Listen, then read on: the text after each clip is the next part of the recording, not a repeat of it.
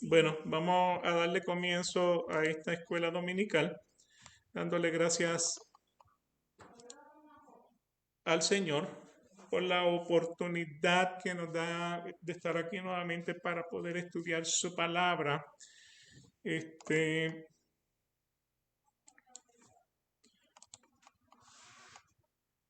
Voy a correr aquí la presentación. Solamente para concluir el tema de la salvación, hay un versículo que realmente se nos queda, que nuevamente pues destaca resalta ese tema de la salvación. Está en Romanos 9, 14 al 16, donde dice, o sea, ¿qué diremos entonces? Que hay injusticia en Dios. O sea, Pablo hace una pregunta retórica. ¿Hay injusticia en Dios? De ninguna manera. Dios es justo porque ese es uno de sus atributos.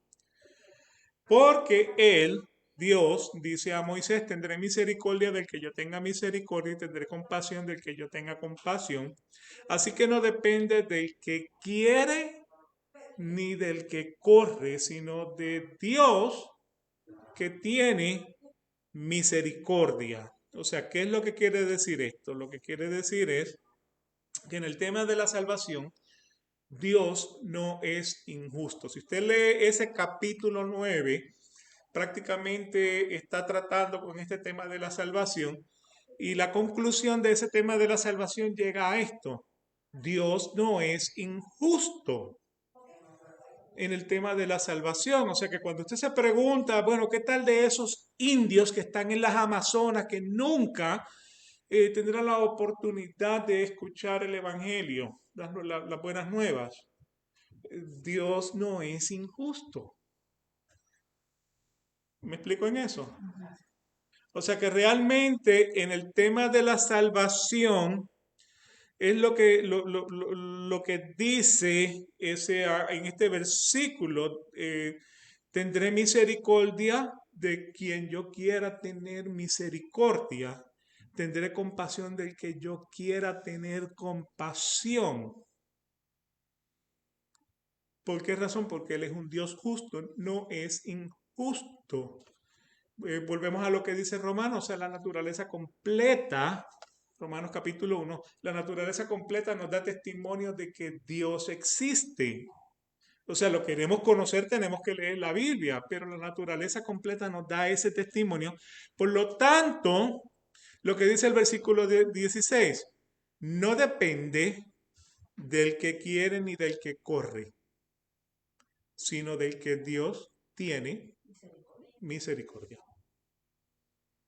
O sea que cuando vamos entonces al tema de la salvación por las obras, en el tema de la salvación por las obras, no depende de su obra, no depende de lo que usted hace o de lo que usted deja de hacer, es de quien Dios tiene misericordia.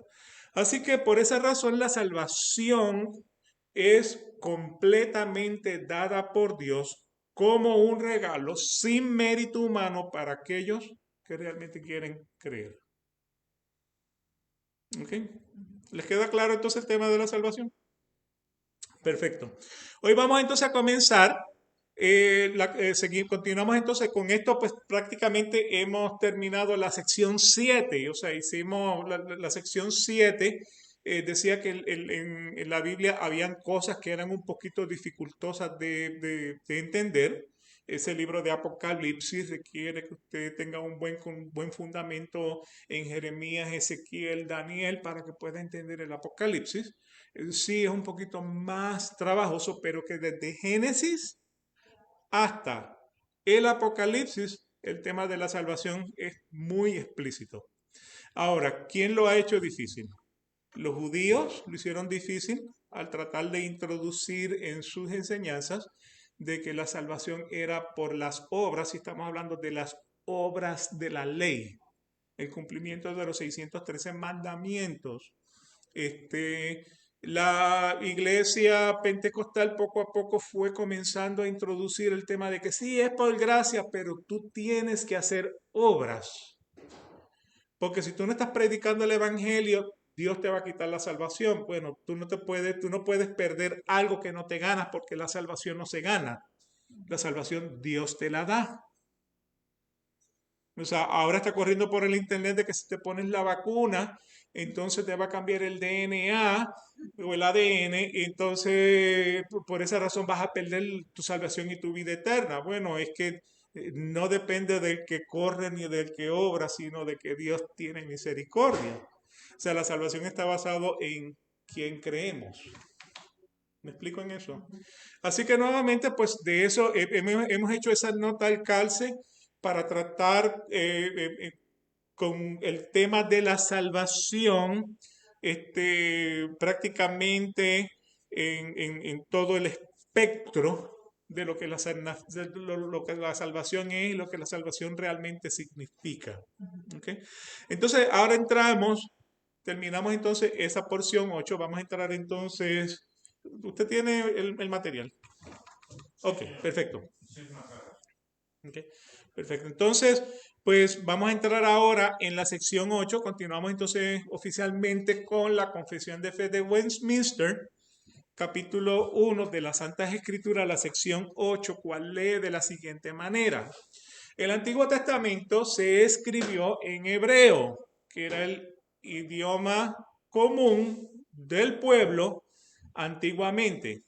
Y en el Nuevo Testamento en griego, que en el tiempo en que fue escrito era el idioma más conocido entre las naciones. En aquellas lenguas fueron inspirados directamente por Dios y guardados puros en todos los siglos por su cuidado y providencia esenciales. Y por eso son auténticos.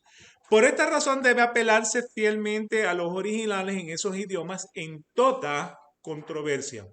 Como estos idiomas originales no se conocen por todo el pueblo de Dios, el cual tiene el derecho de poseer las escrituras y gran interés de ellas, a las que según el mandamiento debe leer y escudriñar en el temor de Dios.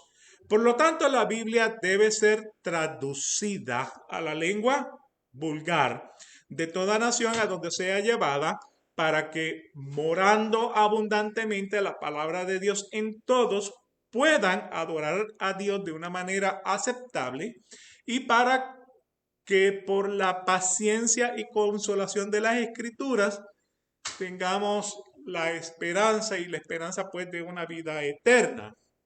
Esta sección la podemos desglosar en diferentes, en varias partes. La primera línea la vamos a encontrar pues entonces donde dice que el Antiguo Testamento se escribió en hebreo, que era el idioma común del pueblo del Dios, de Dios antiguamente. Y el Nuevo Testamento se escribe que en el tiempo en que fue escrito era el idioma más conocido entre las naciones.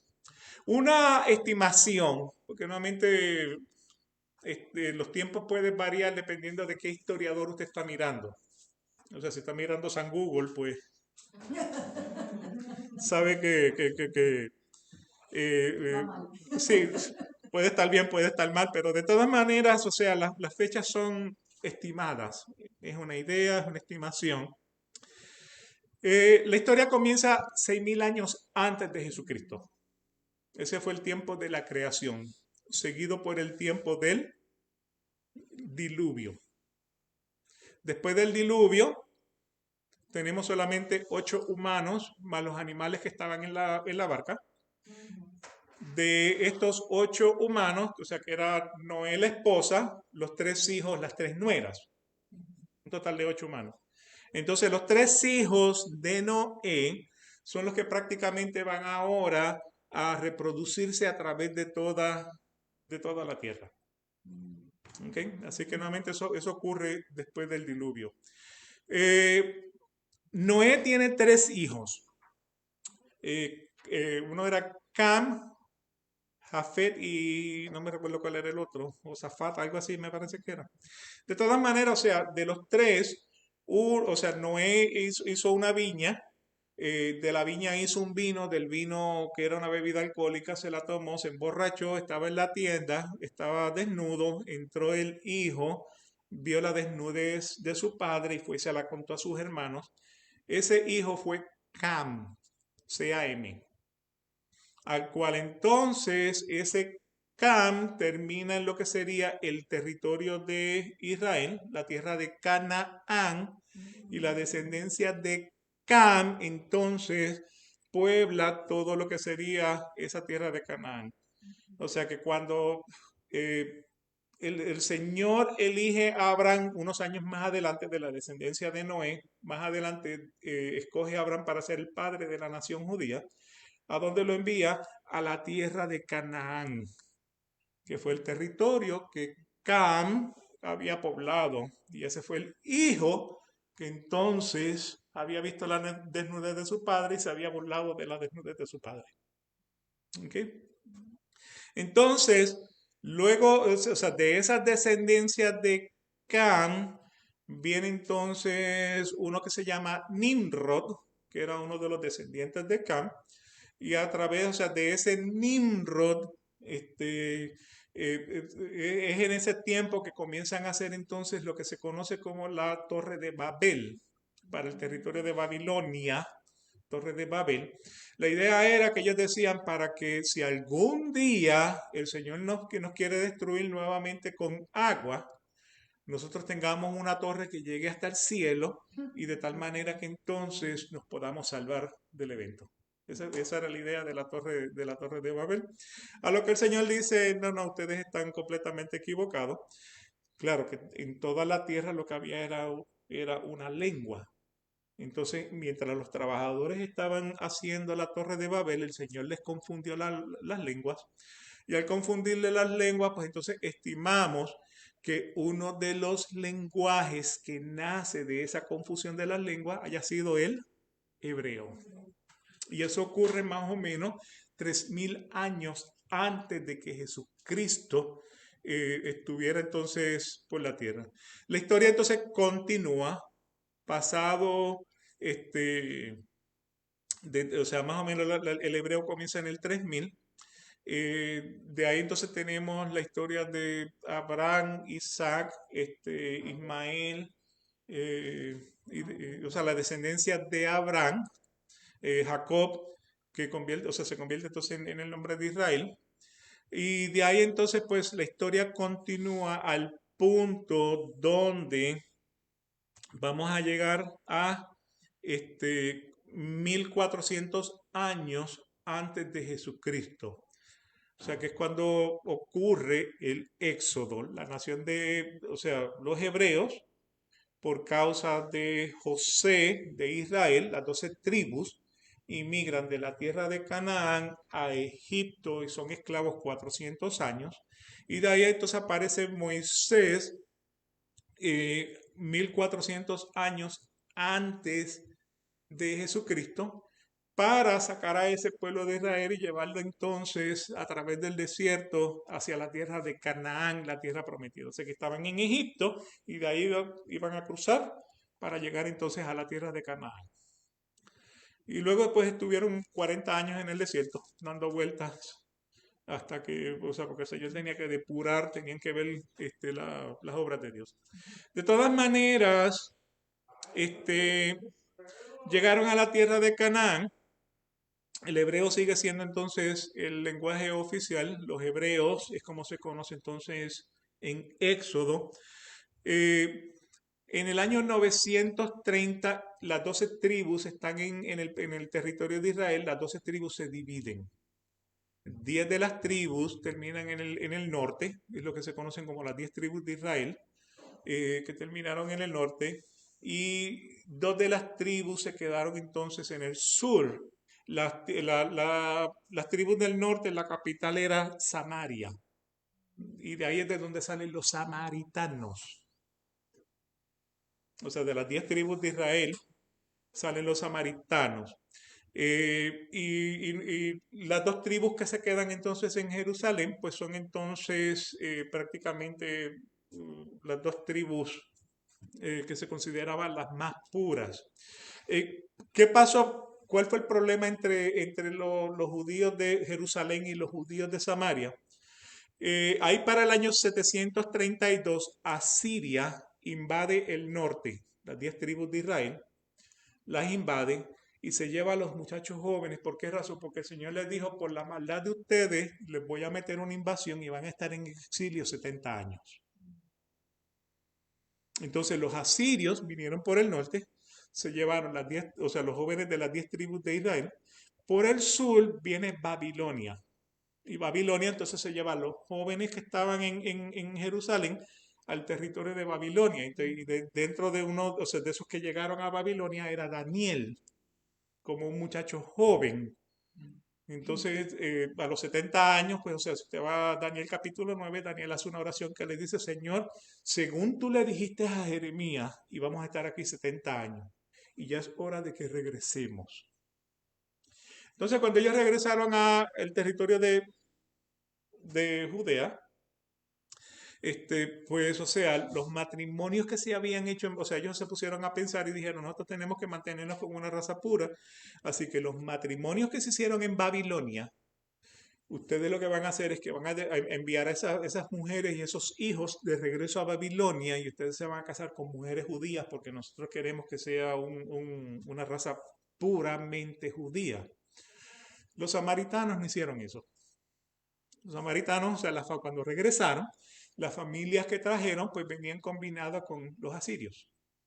Entonces, por esa razón, los judíos de Jerusalén consideraban a los judíos de Samaria como menos judíos, eran samaritanos.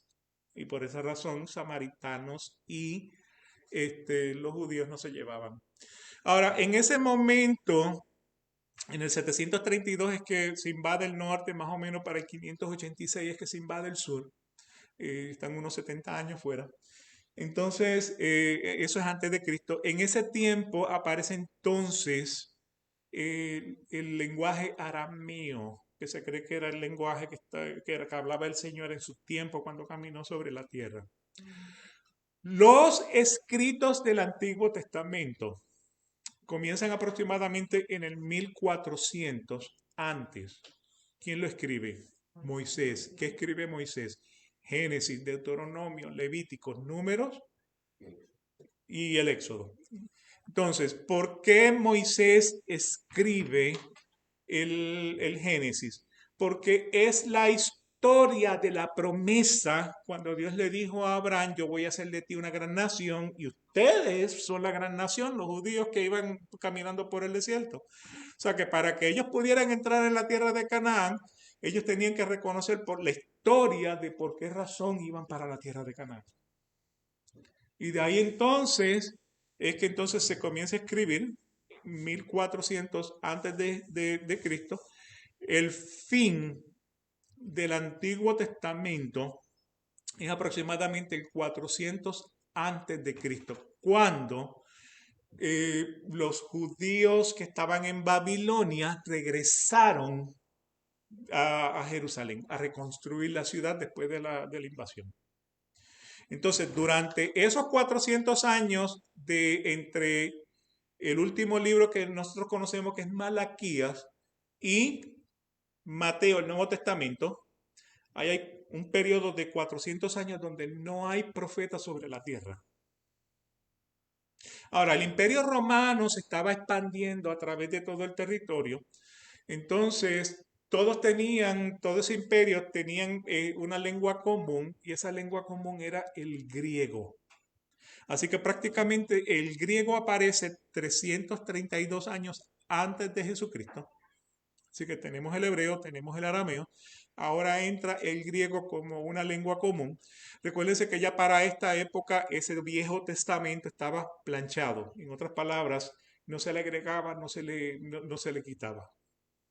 Ya estaba reconocido como el Viejo Testamento. Por lo tanto, vienen los 70 y hacen la Septuaginta. ¿Qué es la Septuaginta? La traducción del Antiguo Testamento del hebreo al griego, para que todas las naciones a la vuelta redonda tuvieran el Antiguo Testamento en el griego. O sea, esto lo que va a hacer es que va a comenzar o sea, a mostrarle al mundo que tenemos este Dios, el Dios de paz, el Dios de amor, que es completamente diferente a otros.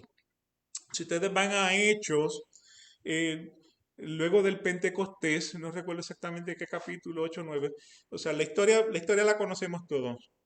Un etíope va en su carruaje de regreso, está leyendo el libro del profeta Jeremías. Y, ¿ah? Isaías, perdón, tiene toda la razón, Isaías. Entonces, Felipe es transportado para caminar al lado de la carroza de este. Cuando lo mire, no, o sea, Felipe estaba caminando al lado de la carroza de este y lo ve que está leyendo el libro de Isaías. Y entonces le dice, es que no entiendo, no sé quién me lo puede explicar. O sea, esto es un etíope. Entonces él le explica lo que quiere decir, eh, o sea, estaba hablando, Isaías estaba hablando sobre Jesucristo. Entonces Felipe, seguido de la resurrección, ahora le explica las buenas nuevas de salvación. Mira, que hay agua que impide que yo sea bautizado, es bautizado y de ahí entonces Felipe es transportado a otro lugar. Y el etíope pues sigue su camino. Entonces al seguir su camino pues se cree que por él a Etiopía entonces llega las buenas nuevas de salvación. Se fue regocijándose, Ujú. alegre Sí, de haber sido de haber convertido. sido. Entonces, pues por esa razón, o sea, o sea, la influencia del griego antes de que llegara Jesucristo permite entonces que todo el territorio pueda tener disponible la traducción del Antiguo Testamento en un lenguaje común que fue entonces la Septuaginta. Y de ahí entonces el Imperio Romano entre el 160 antes, 135 antes, más o menos ya está dentro del territorio de Israel, por eso es que los romanos son los que crucifican a Jesucristo, no son los judíos, porque Roma había invadido el territorio de Israel. Entonces ellos estaban, o sea, le tenían que pagar el tributo al César. ¿Ok? Entonces de ahí. Entonces Jesucristo aparece en la escena más o menos el 4 antes de Cristo. Lo que nosotros conocemos como antes o después de Cristo, más o menos para el 4, porque tengo entendido de que hay como 4 años de diferencia en el. De todas maneras, no es importante si nació el 25 de diciembre o el 1 de enero.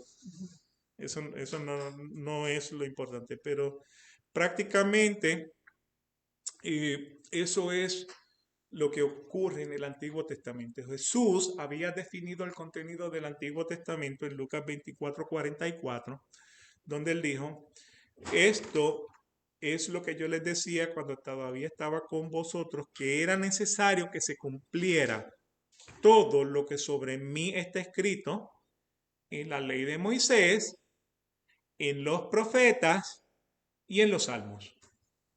O sea, ese es el Antiguo Testamento. ¿De qué se compone el Antiguo Testamento? De la ley, los 5 libros del Pentateuco de Moisés, los profetas y los escritos que serían los salmos, los proverbios, cantares, Ruth, etc. Esta lista usted la puede encontrar en la página 70. ¿Okay? Así que de esto, o sea, ya ese Viejo Testamento estaba planchado. Ese Viejo Testamento ni se le agregaba ni se le quitaba, porque ya estaba definido como tal. Ya estaba aprobado y comprobado. ¿Okay? ¿Nos queda claro entonces? Luego de eso entramos entonces en el tiempo del Nuevo Testamento. El Nuevo Testamento se comienza entonces a escribir en el griego koiné, que era la lengua común del tiempo. Eh, aunque se cree que varias partes del Nuevo Testamento se habían escrito en, o sea, lo que sería Mateo, Marcos, Lucas, Juan, hay unas partes que pudieron haberse escrito en el arameo, eh, la lengua que, esta era la lengua, entonces, como ya les mencioné, la lengua que hablaba el Señor Jesús. Ahí el Nuevo Testamento, los libros del Nuevo Testamento, o sea, tanto las cartas como los libros, se van a desarrollar entre el año 52 y el año 100 después de Jesucristo. O sea, que Jesucristo muere más o menos entre el 30 y el 35, en algún momento en ese tiempo. Es que Jesucristo posiblemente el 33, no es completamente importante, más o menos. Del 52 al 100 es que se cree que se escribió entonces el Nuevo Testamento, siendo el año 70 la destrucción del templo. Cuando los romanos vinieron y incendiaron el templo, eso ocurre entonces en el año 70. Durante ese tiempo, o sea, ya para el año 100, el último de los discípulos que muere es el apóstol Juan, que se cree que murió para el año 90, después del 95. Así que por esa razón, entonces, ya todos esos escritos estaban hechos, pero en adición a eso, muchas personas, o sea, acuérdense que hemos tenido falsos maestros, personas que tuercen las escrituras, entonces comenzaron a escribir como si fuera de parte de ellos. Entonces se generaron muchos escritos de ese tiempo que realmente pues estaban nebulosos. Así que para el año 350 y el año 400 se hace entonces la primera estabilización del canon del Nuevo Testamento. O sea, se sentaron y dijeron, estos son los libros que van a comprender entonces el Nuevo Testamento. Y lo que estaban mirando era, o sea, en principio, cómo glorificaba a Jesucristo, porque nuevamente la Biblia es la revelación de Jesucristo desde el Génesis hasta el Apocalipsis, cómo glorificaba a Jesucristo. Y lo otro que estaba mirando era si habían referencias del Viejo Testamento incluidas dentro de, o sea, que el Viejo Testamento apuntaba hacia la cruz y el Nuevo Testamento pues entonces también apuntaba hacia la cruz. Y hacer entonces eh, la, eh, la segunda venida. Así que ya para el año 350, el año 400, se ha definido los libros del Nuevo Testamento. Para el año 400, Jerónimo hace la primera traducción de la Septuaginta a lo que se conoce como la Vulgata. Y de ahí en adelante, pues entonces tenemos diferentes traducciones. La primera, ahí para el 1280, o sea, o sea, el año 1200, la Biblia alfonsina, aparece entonces la Vulgata Latina en castellano. En el 1382 tenemos que John Wycliffe hace la primera Biblia completa en el inglés. Martín Lutero la traduce al alemán, o sea que poco a poco entonces la Biblia fue siendo traducida del original hebreo, griego, a las diferentes lenguas, o sea, el etcétera que tenemos ahí. Entonces, al día de hoy, tenemos cerca de 450 traducciones de la Biblia en forma completa en diferentes, o sea, en 400 diferentes lenguajes. Y más de 2000 en una forma parcial. ¿Ok? Así que por esa razón, pues, eso es lo que dice entonces esa primera parte. Lo que dice es que se escribió en hebreo, que era la lengua común del tiempo. Luego se escribió en griego, por ser la lengua común del tiempo. Y entonces, pues, poco a poco, pues, lo vimos siendo traducido en nuestros lenguajes. Continuamos entonces con la sección 8. La sección 8 entonces continúa diciendo, en aquellas lenguas fueron inspiradas directamente por Dios y guardados puros en todos los siglos por su cuidado y providencia especial, y por eso son auténticos. Dios guardó su palabra. Ustedes no saben cuántas veces han tratado de destruir los escritos de la Biblia.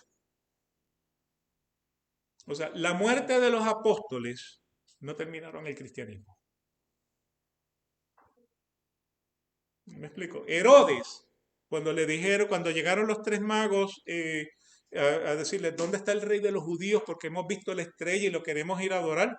Herodes trató de eliminar a los niños menores de 2 años con la idea de matar a Jesucristo. O sea, la iglesia siempre ha tenido una oposición. O sea, Dios es soberano. Dios decidió que fuera de esa manera. ¿Me explico?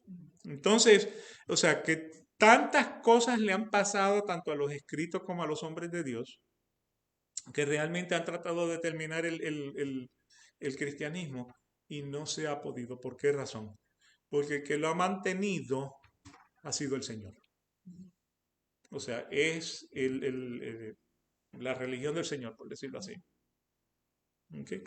Así que todos son auténticos, todos han sido guardados por el Señor. En 2 de Timoteo, capítulo 3, versículos 16 al 17, dice, toda la escritura es inspirada por Dios y útil para enseñar, para reprender, para corregir, para instruir en justicia, a fin de que el hombre de Dios sea perfecto y equipado para toda buena obra. ¿Saben qué significa la palabra inspirada en el versículo 16?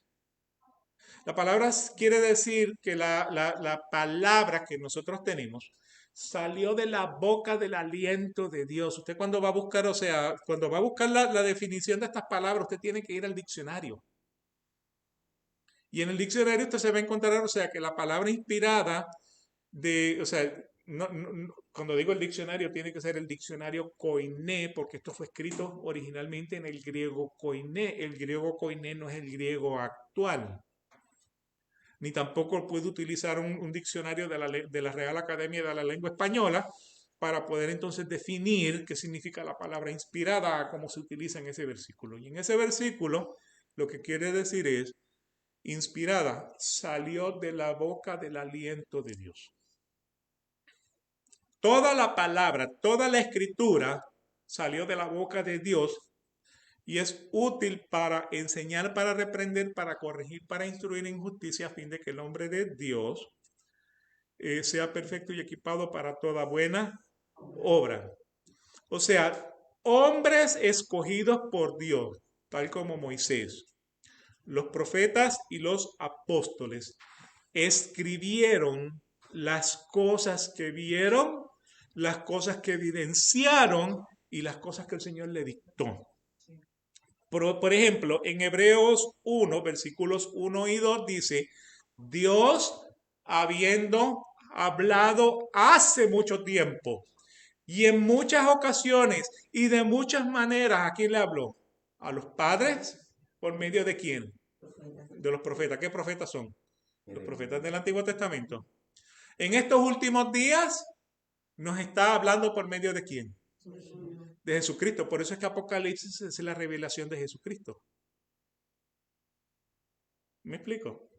Nos está hablando por eso. O sea, desde Mateo en adelante nos ha estado hablando por medio de Jesucristo, a quien constituyó heredero de todas las cosas, por medio de quien hizo también el universo. Algunos ejemplos de cómo Dios nos entregó su palabra de muchas maneras la vemos en Éxodo 34, 27. Entonces el Señor dijo a Moisés, escríbete estas palabras, porque conforme a estas palabras he hecho un pacto contigo y con Israel. Le dijo, escribe las palabras que yo te he dado. Y Moisés se sentó y las escribió. Éxodo 31, 18. Y cuando terminó de hablar con Moisés sobre el monte Sinaí, le dio las 2 tablas del testimonio, tablas de piedras escritas ¿por qué? Por el dedo de Dios. O sea que te lo dije, yo mismo te lo escribo, las tablas del testimonio. En el Nuevo Testamento, Apocalipsis capítulo 1, versículo 19.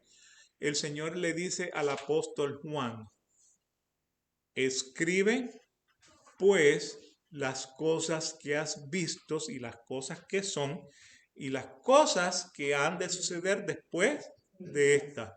¿Qué es lo que dice? Escribe. O sea que la palabra salió de la boca del aliento de Dios.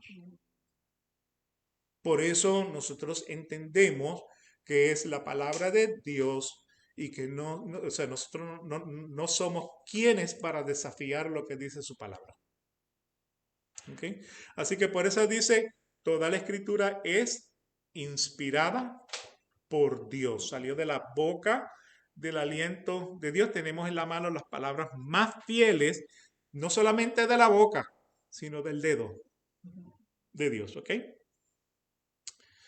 Y por esta razón entonces, o sea, la sección 8 continúa diciendo, por esta razón debe apelarse finalmente a los originales en esos idiomas en toda controversia.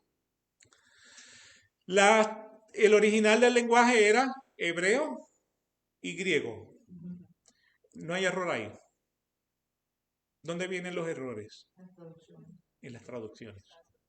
Los errores vienen en las traducciones. Cuando usted está tratando de interpretar la palabra de Dios basado en lo que usted, o sea, en su punto de vista, en lo que usted cree que es correcto e incorrecto. ¿Okay? Ahí es donde vienen entonces los errores. O sea, al ser traducida a 450 lenguas, se han creado no solamente errores en la traducción, también en la interpretación. Así que en caso de que usted y yo tengamos una controversia en cuanto al significado de un versículo, vamos a buscar en el diccionario lo que quiere decir esa palabra a cómo se utilizó cuando fue escrita. Es la manera más fácil de poder llegar a una conclusión. No es la emoción, no es lo que usted piensa, es lo que dice la palabra de Dios. La palabra de Dios tiene un solo significado. En el principio, Dios creó los cielos y la tierra. ¿De qué manera usted le puede agregar un significado adicional a eso?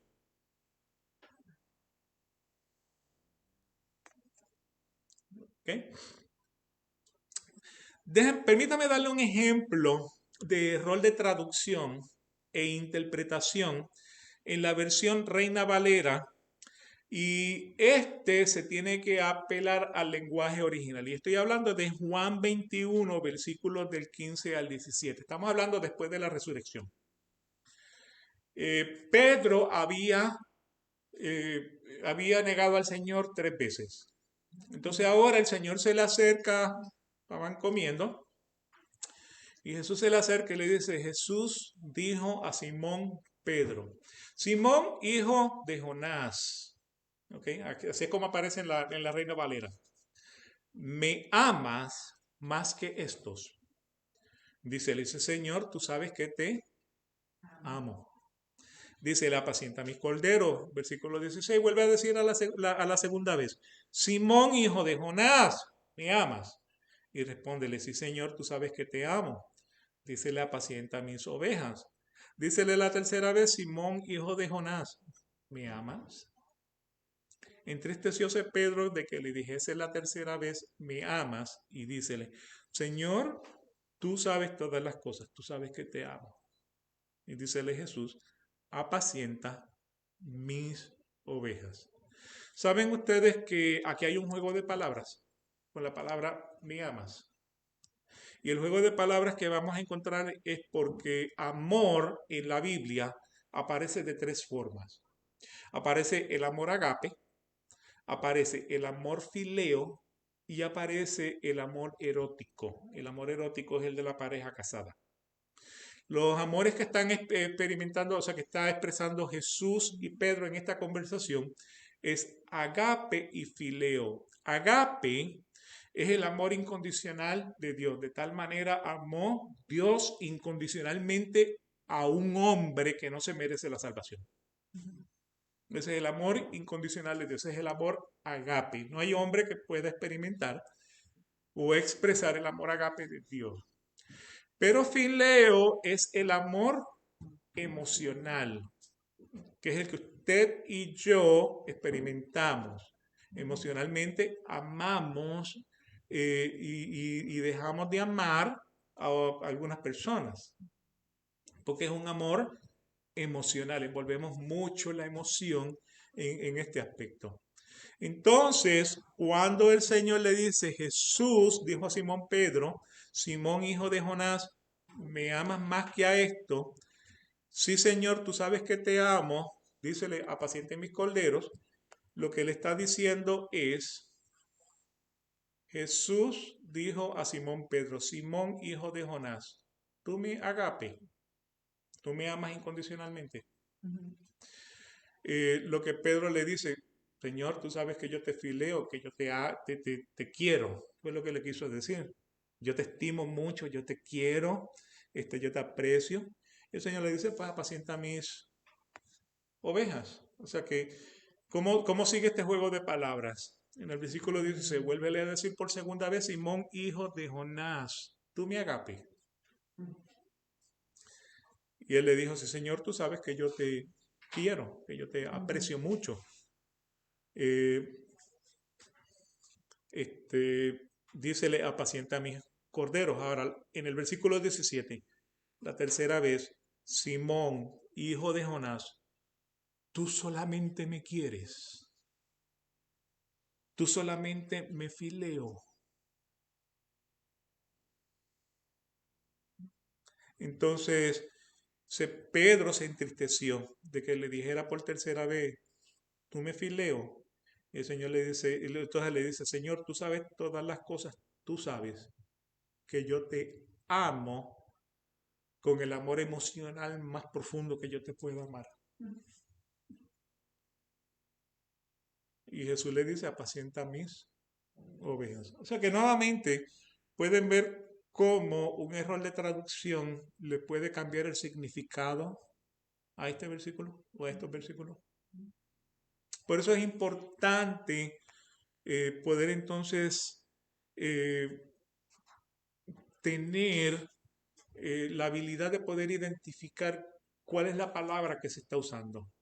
Y los recursos están ahí, o sea, la diferencia entre agape y fileo, usted la puede encontrar en lo que se conoce como la concordancia exhaustiva de la Biblia, escrita por James Strong.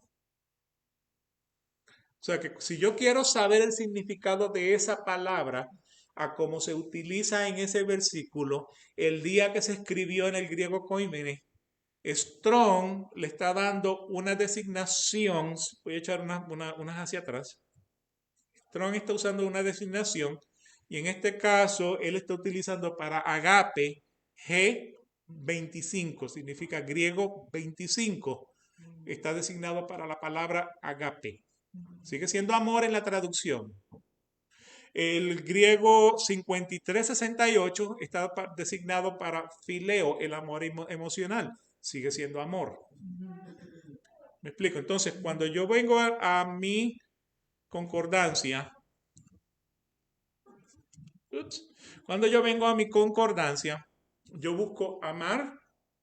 Entonces, como ya por lo menos yo sé cuál es el versículo, pues yo puedo entonces venir en la página de la concordancia y encontrar entonces que el versículo 21, 15, 16 y 17, cuando dice me amas, eso entonces está designando,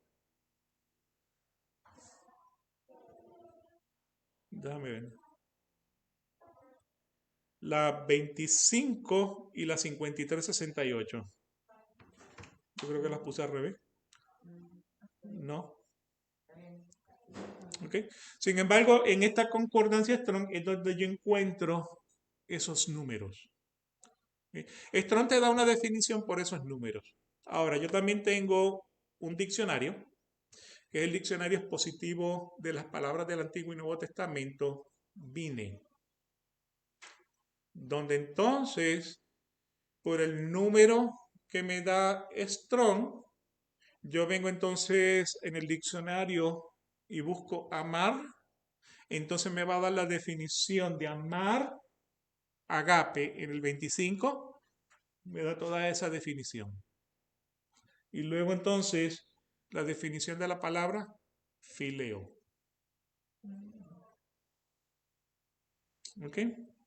Así que es la manera más sencilla de usted poder entonces identificar, o sea, si lo puede hacer por libros.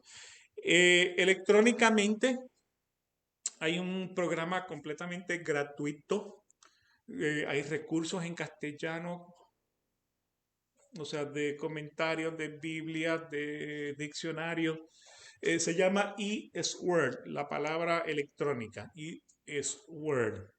Y nuevamente, pues, tiene muchos recursos gratis y solamente para darle una idea, cuando yo abro el programa, voy a encontrarme 4 paneles. En el panel de la izquierda tengo todas las Biblias que me encuentro ahí.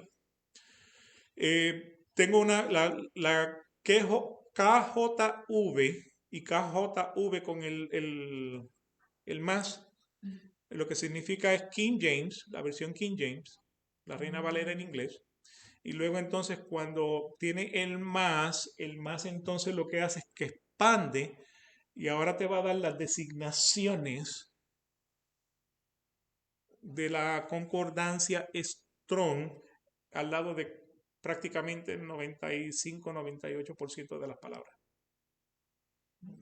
Al lado, te digo. Miren aquí.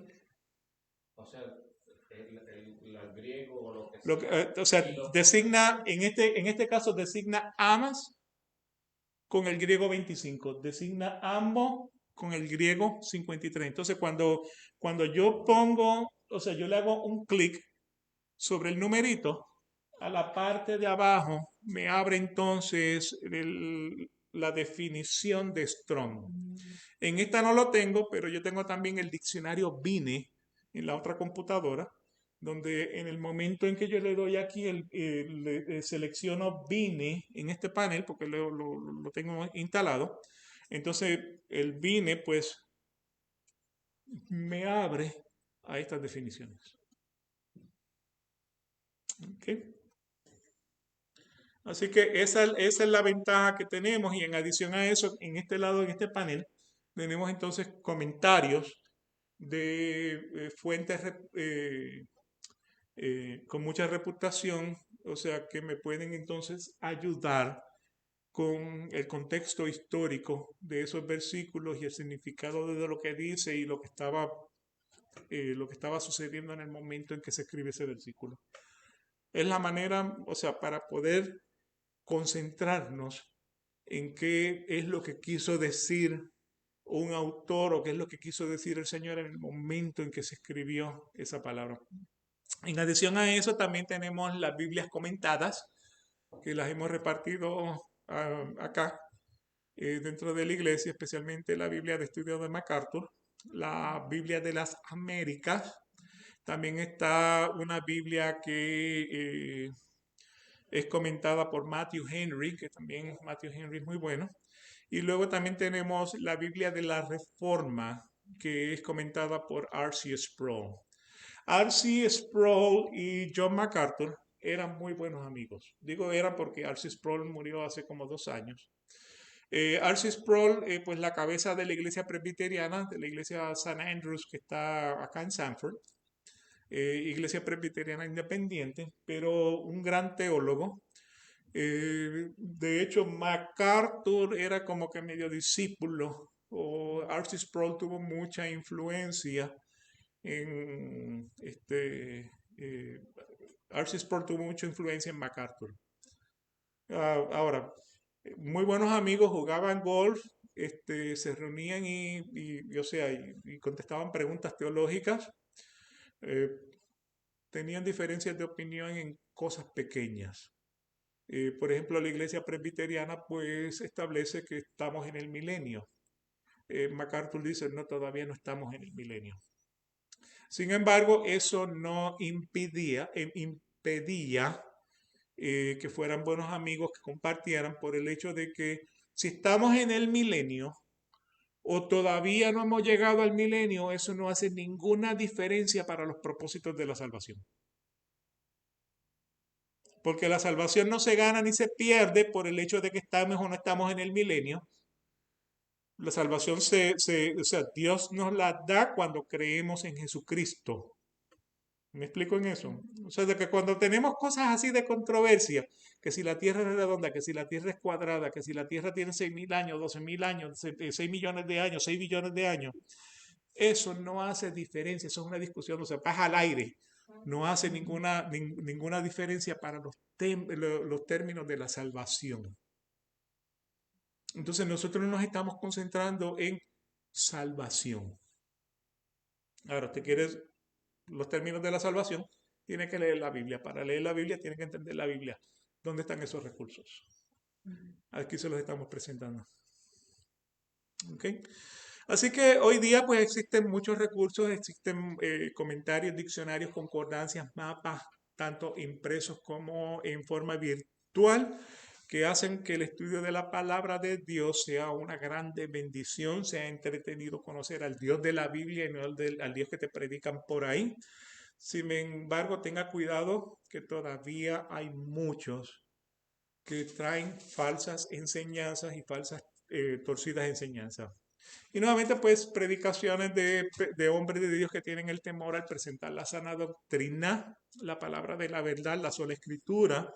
Nosotros tenemos ese compromiso aquí con ustedes. O sea, Dios me corte la lengua si yo voy a decir algo que no está dentro de su precepto bíblico. Me enmudezca si voy a decir algo que realmente no va con lo que está escrito en la Biblia. Así que nosotros nos enfocamos principalmente en la salvación. Por esta razón, la sección 8 indica que todo el pueblo de Dios tiene derecho a poseer la escritura y tener gran interés de ellas, y a las que según el mandamiento debe leer y escudriñar en el temor de Dios. Parte del problema que tenemos hoy con las diferencias de opinión dentro de las iglesias, el hombre no tiene temor de Dios. La iglesia se ha puesto completamente amoral. ¿Okay? Así que nosotros tenemos que predicar de acuerdo a lo que dice la palabra, lo que dice la sana doctrina. Usted tiene el derecho de conocer a Dios sin desviación de lo que está establecido en su palabra, a lo que cada uno de nosotros estamos llamados a leer y escudriñar la palabra en el temor de Dios, teniendo en cuenta que segunda de Pedro 3:18 dice, antes bien, crecer en la gracia y el conocimiento de nuestro Señor y Salvador Jesucristo. A Él sea la gloria, ahora y antes del día de la eternidad. ¿Usted quiere ser una persona espiritual? Crezca en gracia y conozca al Señor Jesucristo. Porque mientras más usted conoce a Jesucristo, más el hombre se baja del pedestal. Porque no hay hombre que pueda hacer lo que Jesucristo hizo. Así que ese verdadero creyente crece en gracia, en el conocimiento de nuestro Señor y Salvador. Desde el tiempo antiguo, del Antiguo Testamento hasta el día de hoy, hemos visto lo que dice Tito, capítulo 1, versículos del 10 al 16. Hay muchos rebeldes, habladores vanos y engañadores, especialmente ¿quiénes? ¿Quiénes son los de la circuncisión? El pueblo judío. El pueblo judío. A quienes es preciso tapar la boca porque están trastornando familias enteras, enseñando por ganancias deshonestas, cosas que no deben. Uno de ellos, su propio profeta, dijo, los cretenses son siempre mentirosos, malas bestias, glotones, ociosos. Este testimonio es verdadero. Por eso, repréndelo severamente para que sean sanos en la fe, no prestando atención a mitos judaicos y mandamientos de hombres que se apartan de la verdad. Todas las cosas son puras para los puros, mas los corrompidos e incrédulos nada es puro, sino que tanto su mente como su conciencia están corrompidas. O sea, la corrupción del hombre, cómo lleva o sea, es parte de la naturaleza del hombre. El hombre es egoísta, el hombre es vanidoso. ¿Ok? O sea, no comparte. Eh, siempre está buscando eh, eh, quitarle al vecino. O sea, por eso si van a los 10 mandamientos, dice, no desearás la mujer de tu prójimo, ni su criado, ni su criada, ni su asno, ni su... ¿Por qué razón? Porque naturalmente, somos egoístas, somos vanidosos. Okay, eso viene innato en nosotros. Usted tiene 2 niños, uno está jugando con un carrito, otro niño lo ve. Viene uno a tratar de quitarle el carrito al otro. ¿Quién le enseñó codicia a este niño? ¿Ven? ¿Qué hace? ¿Cómo es la reacción del que tiene el carrito? No voy a compartir contigo. Así que uno muestra codicia, el otro muestra egoísmo. ¿Quién le enseñó eso al niño? Esa es parte de la naturaleza del hombre. Okay. Así que profesan conocer a Dios, pero con sus hechos lo niegan, siendo abominables y desobedientes e inútiles para cualquier obra buena. Tristemente los embaucadores pues han existido toda la vida y por eso enseñamos y estudiamos la palabra de Dios para que no seamos engañados. Pero en cuantito capítulo 2 versículo 1 dice, pero en cuanto a ti enseña lo que está de acuerdo con la sana doctrina, Tito capítulo 1 versículo 9, reteniendo las palabras fiel que es conforme a la enseñanza para que sea capaz también de exhortar con sana doctrina y refutar a los que contradicen. Como estos idiomas originales no se conocen por todos, el pueblo de Dios, por lo tanto la Biblia debe ser traducida a la lengua vulgar de toda nación a donde sea llevada, para que morando abundantemente la palabra de Dios en todos puedan adorar a Dios de una manera aceptable. Y para que por la paciencia y la consolación de las escrituras tengan esperanza. Nuevamente la Biblia ha sido traducida a 450 lenguas, 2000 lenguas en una forma parcial. Por medio de la palabra de Dios lo conocemos, lo podemos adorar como Él lo establece en su palabra. Entonces, regresando a 2 de Timoteo, capítulo 3, versículos 16 y 17, toda la escritura es inspirada, útil para enseñar, para reprender, para corregir, para instruir en justicia, a fin de que el hombre de Dios sea perfecto y equipado para toda buena obra. Terminamos entonces, continuamos esta sección, la culminamos entonces, déjeme ver cuánto.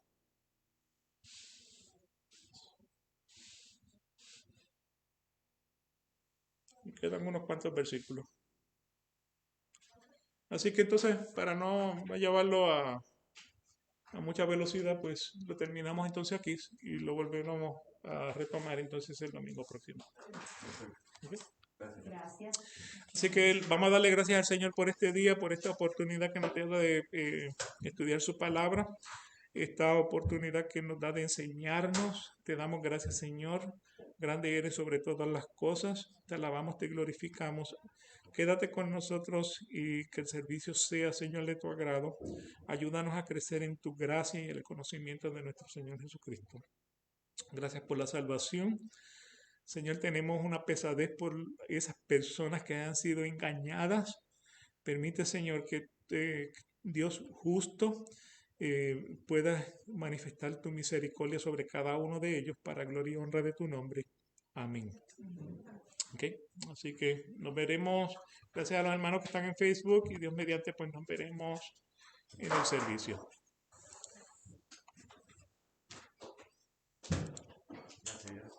Amén. justamente esta semana andaban